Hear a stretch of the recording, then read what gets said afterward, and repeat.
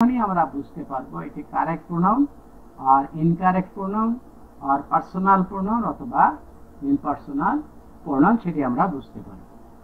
বন্ধুরা, আমি তোমাদের সুবিধার জন্য এই প্যাসেজটির প্রোনাউনগুলো আমি চিহ্নিত করে রেখেছি। দেখো, এই শব্দগুলো এই প্যাসেজটিতে প্রোনাউন হিসেবে ব্যবহৃত হয়েছে।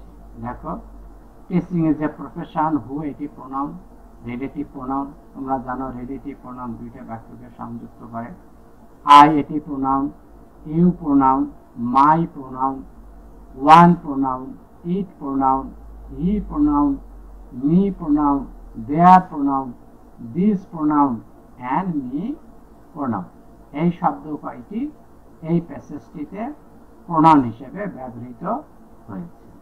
এখন আমরা বিশ্লেষণ করে দেখি যে এই প্রোনাউনগুলো রেফারেন্স অনুসারে কারেক্ট কি ইনকারেক্ট। দেখো, teaching is a profession who is full of challenge. তো হু এর রেফারেন্স কে, অর্থাৎ কোন নাউনের পরিবর্তে এটি বসেছে? প্রফেশন। প্রফেশন তো বস্তু হিসেবেই আমরা ধরি, তো এখানে আর হু তো ব্যক্তির পরিবর্তে বসে, তাহলে এটি ইনকারেক্ট প্রোনাউন। রিলেটিভ প্রোনাউন কিন্তু ইনকারেক্ট প্রোনাউন, এবং এটি সাবজেক্টের পরিবর্তে ব্যবহৃত হয়েছে। তোমরা জানো রিলেটিভ প্রোনাউন সাবজেক্টের পরিবর্তে বসতে পারে, অবজেক্টের পরিবর্তে বসতে পারে, প্রিপজিশনের অবজেক্টের পরিবর্তে বসতে পারে এবং পজিটিভের পরিবর্তে বসতে পারে। সাবজেক্টের পরিবর্তে বসলে রূপ হয় হু, অবজেক্টের পরিবর্তে বসলে তখন রূপ হবে হুম, প্রিপজিশনের অবজেক্টের পরিবর্তে বসলেও তখন রূপ হবে হুম, এবং পজিটিভের পরিবর্তে ব্যবহৃত হলে তখন রূপ হবে whose.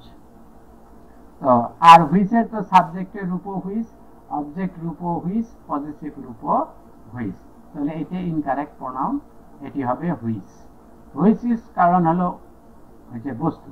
Full of challenge, I want to be a teacher. I is the correct pronoun, to be a teacher, because you would have a reference to the I, because I এখানে ইউ ভুল আছে, কারণ এই first পারসনে এই first person, ইনি হচ্ছে এই।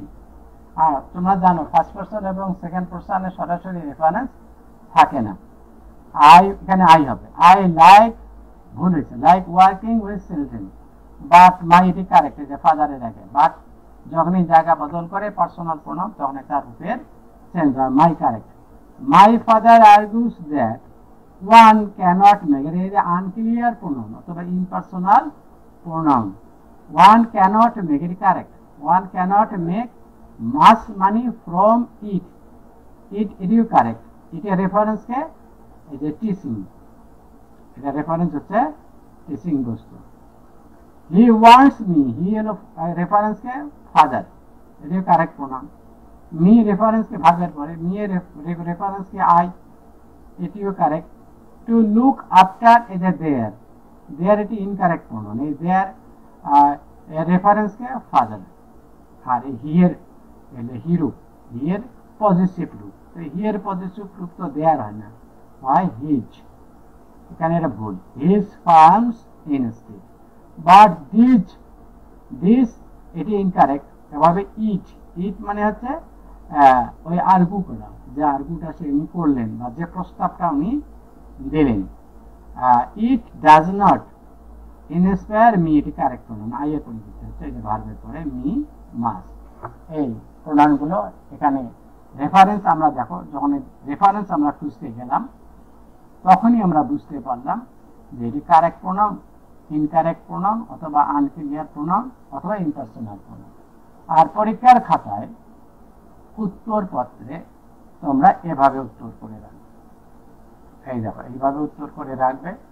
দেখো, বিভিন্ন ভাবে পরীক্ষার খাতায় তুমি উত্তর করতে পারো, কিন্তু এইভাবে উত্তর করলে এই উত্তরপত্রটি মূল্যায়ন করার জন্য পরীক্ষকের জন্য খুবই সুবিধা হবে, এবং পরীক্ষক এরকম উত্তর পছন্দ করেন।